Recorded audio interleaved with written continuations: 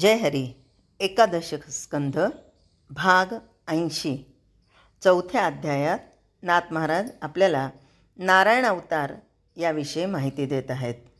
नाथ महाराज सांगतात, वृत्ती अखंडपणे आत्मस्वरूपी लीन राहून अकर्तेपणानं कर्म करणं हे कोणत्याही अवताराचं प्रधान चिन्ह आहे.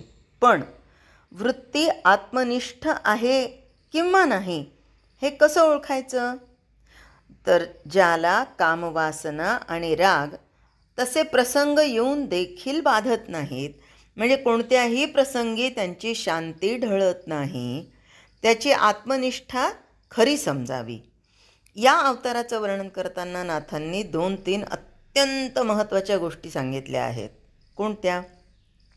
तर जे साधक कामक्रोधादिक विकारांना ताब्यात न आणता मोठे साधन करतात, त्यांच्या अंगी तपसामर्थ्य वाढतं खरं, पण वेळ प्रसंगी त्या विकारांना ते केव्हा बळी पडतील याचा नेम नसतो. ही पहिली गोष्ट. भगवंताच्या भक्तीला आरंभ केला म्हणजे जगातील मायेच्या शक्ती साधनात विघ्न करू लागतात, परंतु जो मनापासून भक्ती करतो त्याला सांभाळण्याची जबाबदारी भगवंत स्वतः आपल्यावर घेतो. ही दुसरी गोष्ट. आणि भक्तीच्या साधनामध्ये मायेच्या शक्तीचं रूपांतर होऊन मग विघ्न उत्पन्न करण्याऐवजी तीच शक्ती साधकाला पुढे नेते. ही तिसरी गोष्ट. आदिकर्त्या भगवंतानं नारायण नावानं एक अवतार घेतला. त्याचं चरित्र मोठं अलौकिक, पवित्र आणि पुण्यकारक. दक्षकन्या मूर्ती ही धर्म ऋषींची पत्नी.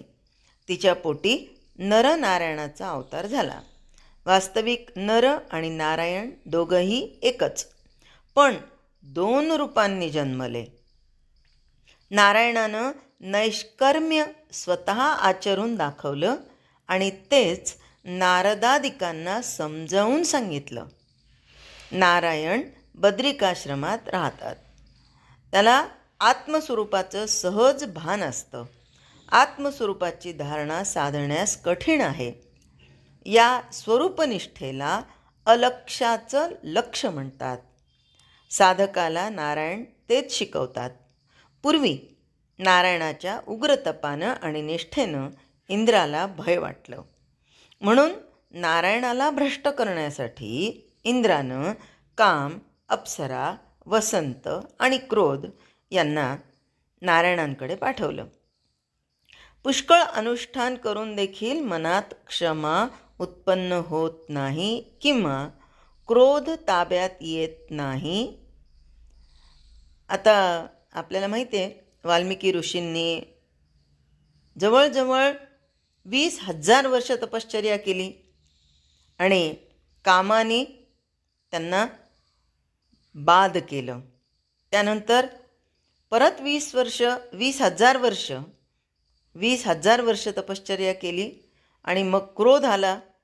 मग त्या अप्सरेला त्यांनी शाप दिला. मग क्रोधानेही त्यांना नागवलं.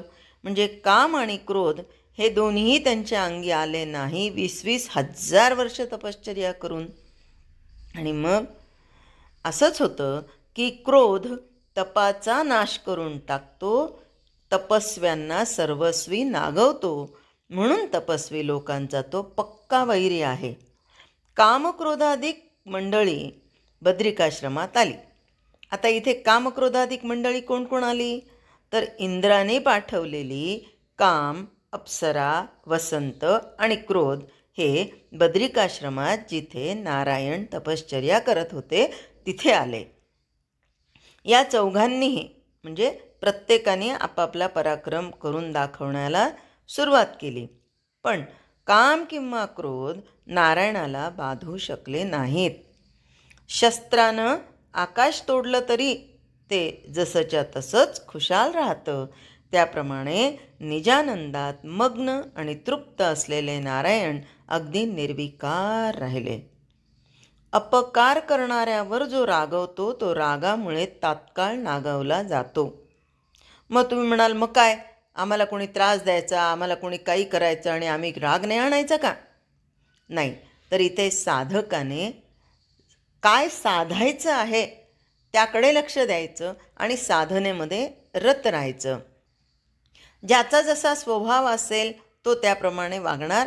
पण मी साधक आहे, मला जर साध्यापर्यंत जायचं असेल तर या साधनेमध्ये मला शांत वृत्तीने राहावंच लागणार. मला वाटतं मागे एकदा पण आपण हा दृष्टांत घेतला होता, कोणत्या भागामध्ये आठवत नाही. तर एकदा नदीमध्ये विंचू खाली पडला, तो थोडासा अपंग झाला होता. मग तो मरेल म्हणून नाथ महाराज त्याला उचलवत होते आणि तो नाथ महाराजांना डंख मारायचा, परत पडायचा, परत नाथ महाराज उचलायचे. एका माणसाने बघितलं आणि म्हणाले, काय यांच्या डोक्यावर परिणाम झाला का काय? म्हणे, अहो नाथ महाराज, तो विंचू तुम्हाला इतकेदा डंख मारतोय, इतकेदा चावतोय, तुम्ही परत परत त्याला उचलता म्हणे. त्यावेळेस नाथ महाराज म्हणाले, डंख मारणं हा त्याचा स्वभाव आणि त्याला वाचवणं हा माझा स्वभाव. म्हणजेच अपकार करणाऱ्यावर रागवायचं नाही आणि जर रागवल्या गेला तर तो रागामुळे तात्काळ नागावला जातो. लोक पृथ्वीला नांगरून दुःख देतात, पण उलट धान्य पिकवून ती त्यांना सुखी करते. त्याचप्रमाणे अपकार्यावर जो उपकार करतो तोच श्रेष्ठ परमार्थी जाणावा. याचंच नाव परमशांती होय. परमशांती असणं हे परमार्थाचं मुख्य लक्षण आहे. पण माझी शांती फार मोठी आहे असा गर्व नारायणांच्या मनाला स्पर्शून सुद्धा गेला नाही. अर्थात अंगी पूर्ण शांती असून देखील ज्याच्या ठिकाणी तिचा गर्व नसतो तोच खरा पोहोचलेला पुरुष होय. खरा तपस्वी कामाला जिंकतो, क्रोधाचा गर्व जिरवतो आणि वासनेचा डौल कायमचा घालवतो. त्याची आत्मनिष्ठा पक्की असते, म्हणून चित्त निर्विकारी टिकून अंतरी पूर्ण क्षमा असणं हे ऋषींचं खरं लक्षण आहे.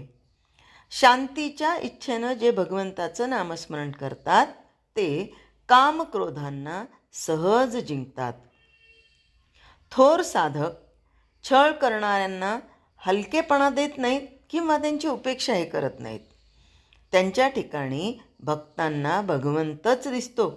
भगवंत निर्गुण, निरुपम, मायातीत पूर्ण ब्रह्म आहे. सहज जरी त्याचं नामस्मरण केलं तरी सकामाला देखील काम स्पर्शू शकत नाही. जो सदा सर्व काळ नामस्मरण करतो त्याचा कामच त्याला निष्काम करतो, त्याचा क्रोधच त्याला शांत करतो आणि त्याचा मोह त्याला आत्मज्ञान करून देतो. आत्मशांतीमुळं जे धीर वीर परमानंदातच निरंतर तृप्त असतात ते खरे असून नमस्काराला योग्य असतात. हृदयामध्ये कामवासना गुप्तपणे झाकून ठेवून बाहेर मात्र जप तप भक्तीचा डौल दाखवणारे लोक महाठक समजावे. त्यांच्यावर कामक्रोधांचा आणि विघ्नांचा जोर चालतो. परंतु भगवंत भक्तांचं रक्षण करत असल्यानं खऱ्या भक्तापुढे त्यांचा जोर चालत नाही. आत्मज्ञान व्हावं म्हणून जे साधक स्वर्गभोगावर लाथ मारतात आणि निरंतर निष्काम बुद्धीनं भगवंताचं भजन करतात त्यांच्यावर अनेक विघ्न येतात, परंतु त्या विघ्नांनी भक्तांचं काही एक नुकसान होत नाही. सकाम कल्पना सोडून जे भक्त भगवंताच्या चरणी रमतात त्यांचं संरक्षण करण्यास 24 तास भगवंत तयार असतो. एकदा एका ग्रामीण भागामध्ये एक सांड माजलेला होता आणि तो सांड कुठेही भरधाव पळायचा आणि जाता येता कुणालाही मारायचा म्हणजे अर्थात त्या इतका धष्टपुष्ट मोठ्या सांडाचा धक्का लागला तरी माणूस मरण पावायचा. त्या गावामध्ये एक धार्मिक पती पत्नी होते. ते निपुत्रिक होते. सतत सतत भगवंताचं नामस्मरण करायचे. रामकृष्ण हरी, रामकृष्ण हरी, रामकृष्ण हरी. एकाने त्यांना सांगितलं की अहो नुसतं काय नाम घेता म्हणे, तुम्ही नामस्मरण केलेलं मोजा. ते म्हणे आता मोजायचं कशाने? घरात धान्य होतं, ज्वारी दोघांनी घ्यायची. रामकृष्ण हरी म्हणलं की एक दाणा बाजूला, रामकृष्ण हरी म्हणलं की एक दाणा बाजूला. आणि मग दोघांनाही रात्रीच्या वेळेस जेव्हा झोप येईल त्यापर्यंत ते नामस्मरण करायचे आणि एकमेकांना पती पत्नी विचारायचे की तुझं किती झालं नामस्मरण? माझं झालं 4 शेर. तुमचं? माझं 5 शेर. 5 शेर म्हणजे किती मोठं माप असतं ते. 1-2 माळी नाही आहेत. आपलं करायला बसलो तर पावशेरही होतं का नाही भगवंताला माहीत. पण ते असं निस्सीमपणे भक्तिभावाने नामस्मरण करायचे. आणि एके दिवशी हा भक्त असाच त्या गल्लीतून येताना तो पळत सुटलेला सांड त्याच्या मागे आलेला आणि हा नामामध्ये दंग होता. लोक पळत पळत ओरडत ओरडत सांगतायत, अहो बाबा बाजूला, कारण वयस्कर होते, बाबा बाजूला सरका, तो सांड येतोय, मारेल मारेल मारेल. आणि तो सांड पळत पळत पळत पळत यांच्या मागे आला, पण आल्याबरोबर उलट फिरला. पण तो उलट फिरताना लोकांना त्याची शेपूट पिरगाळणारा दिसला. शेपूट पिरगाळलेली दिसली, पण बाकी काहीच दिसलं नाही. आणि मग लोकांना आश्चर्य वाटलं. लोक या बाबांजवळ आले आणि म्हणाले, का हो बाबा, हे असं कसं झालं? ते सांड आला, त्याची शेपूट पिरगाळलेली दिसली, पण कुणी पिरगाळली हे नाही दिसलं म्हणे. पण तुम्ही असं काय केलं? ते म्हणे, अहो मी नाही केलं. साक्षात परब्रह्म परमात्मा श्रीकृष्ण हरी आला होता आणि तुम्हाला ती शेपूट पिरगाळलेली दिसली, पण तो पिरगाळणारा हात नाही दिसला का? लोक म्हणाले, नाही बाबा, आम्हाला नाही हात दिसला. तुम्हाला साक्षात भगवंत दिसला? हो म्हणे, भगवंत तर सातत्याने मला दिसतो. तेव्हा नाही का म्हणे तुम्ही मला वेड्यामध्ये काढलं होतं आणि मी शेतामध्ये घोंगडं नेऊन टाकलं, तेव्हा साक्षात श्रीकृष्ण परब्रह्म माझ्या गायी राखत होता. तो म्हणाला, तुझं तू नामस्मरण कर, मी तुझं सगळं शेतही राखतो, गायी बघतो, मला थंडी वाजायला लागली म्हणून मी घोंगडं नेऊन टाकलं होतं म्हणे. आणि तुमची गावातल्या लोकांनी माझी थट्टा उडवली. तेव्हाही साक्षात परब्रह्म परमात्मा तिथे होता आणि आत्ताही मला वाचवणारा भगवान श्रीकृष्णच होता. तुम्हाला शेपूट पिरगाळलेली दिसली, पण तो पिरगाळणारा हात नाही दिसला. जर तुम्हाला तो पिरगाळणारा हात बघायचा असेल, संकटाला दूर करणारा भगवंत पाहायचा असेल, तर 4 शेर 5 शेर नामस्मरण सातत्याने करा.